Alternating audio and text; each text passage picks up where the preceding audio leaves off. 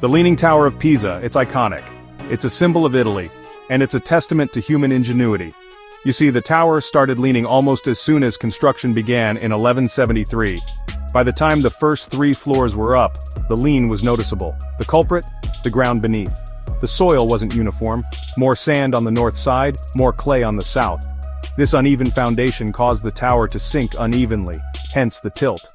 Over the centuries, the lean worsened.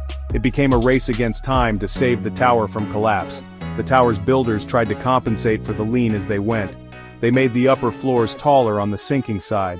This resulted in a slight curve, a visible reminder of their efforts. But despite their best attempts, the lean continued to increase over the centuries. By the 20th century, the tower's tilt had reached a dangerous 5.5 degrees. In 1990, authorities closed the tower to the public. Everyone feared it was on the verge of collapse. A team of engineers was assembled. Their mission: save the tower. The engineering team faced a daunting task. The tower was a leaning giant, a ticking time bomb. They needed to act fast. Their first step was to stabilize the tower, to buy some time.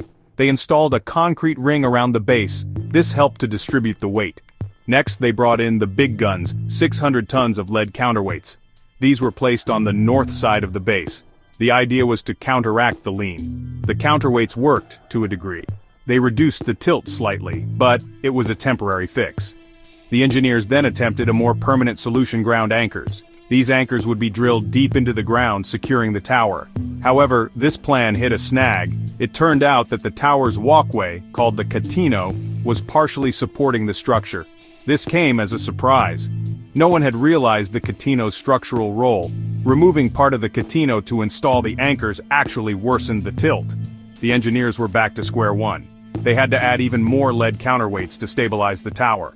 The ground anchor solution was abandoned. With the temporary fixes in place, the team had some breathing room. They could now explore long-term solutions. 2 main options were on the table: groundwater pumping and electro-osmosis. Groundwater pumping involved removing water from the soil beneath the tower. The idea was to consolidate the ground and reduce the tilt. However, this method was unpredictable. It could have destabilized the tower further. Electro-osmosis, on the other hand, involved using an electric current to remove water from the clay. This sounded promising, but there was a problem. The soil beneath the tower was too conductive. The electric current wouldn't be effective. Both options were ultimately rejected. They were deemed too risky. The engineers needed a different approach. The pressure was on. The world was watching. The Leaning Tower of Pisa, a symbol of human endeavor, was on the brink. The team had to get this right. They went back to the drawing board, analyzing data, running simulations. They needed a solution that was both effective and safe. Finally, a breakthrough. The engineers proposed a daring plan under excavation. This involved carefully removing small amounts of soil from beneath the north side of the tower. The idea was to allow the tower to settle back into a more upright position, very, very slowly. It was a delicate operation, like performing surgery on a giant. In 1999, they began the under-excavation. They drilled 41 small holes under the north side.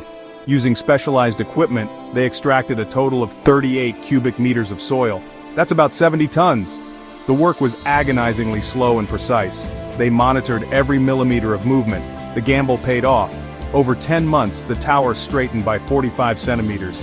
It was enough to reduce the tilt by half a degree, bringing it back to its 1838 position. The Leaning Tower of Pisa was saved. The project was hailed as a triumph of engineering. But here's the twist: they didn't completely straighten the tower. Why? Because the lean is part of its history, part of its charm. The engineers wanted to preserve the tower's unique character, its iconic lean. Today, the Leaning Tower of Pisa stands as a symbol of resilience, a testament to human ingenuity, and a reminder that sometimes it's okay to embrace our imperfections.